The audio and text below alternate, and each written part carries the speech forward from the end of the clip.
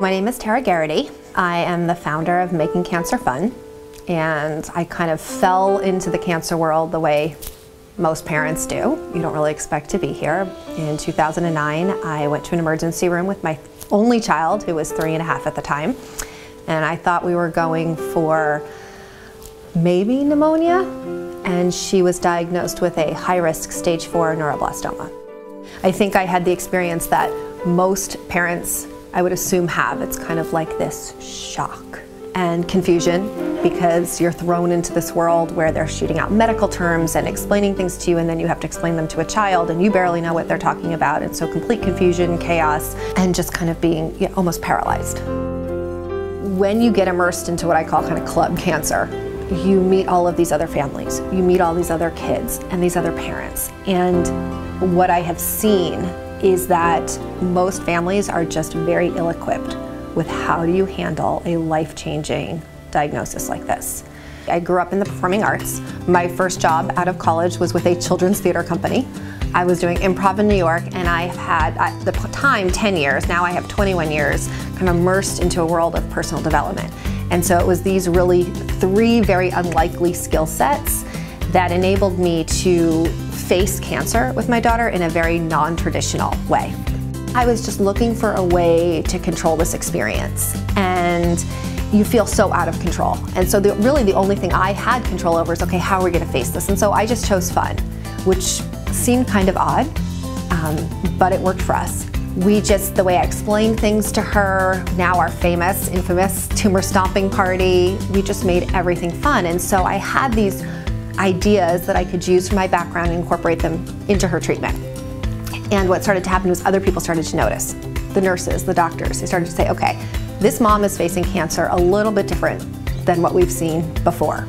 And so it was over time of people saying, you know, share what you did, share what you did, share what you did, that finally I said, okay, let me record what we did and really create this in a way that somebody else could use this for their child.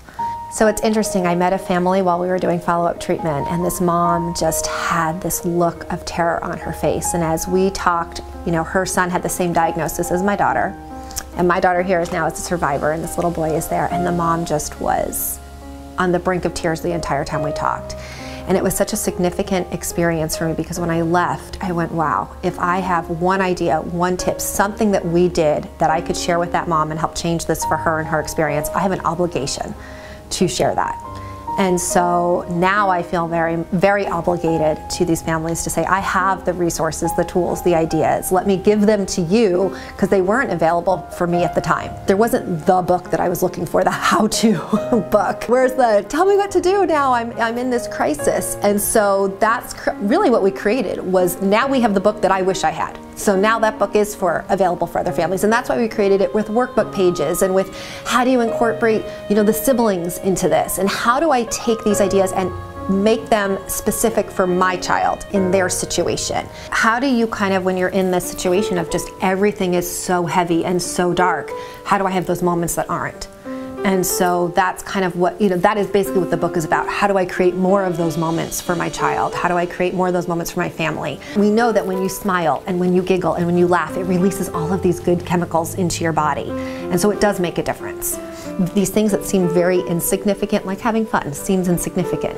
It's powerfully significant. It changes the experience, because I will say now, so a couple things, when I chose to make cancer fun, it was not because I knew my daughter was going to live. It was a decision on the front end, and she had a very severe diagnosis, and my thought was, if I only have a few days left with her, a few weeks with her, a few months with her, I'm going to choose how we're going to experience that. I'm going to create as many fun, positive memories as I can. And I have 2 pictures on that. We checked into the hospital and we didn't check out for 78 days straight. And so I have 2 pictures at our 75-day party, and one of them is her in a little tank top with little party plates, playing our theme song and dancing, you know, not that she could walk, but sitting in her, you know, chair and dancing.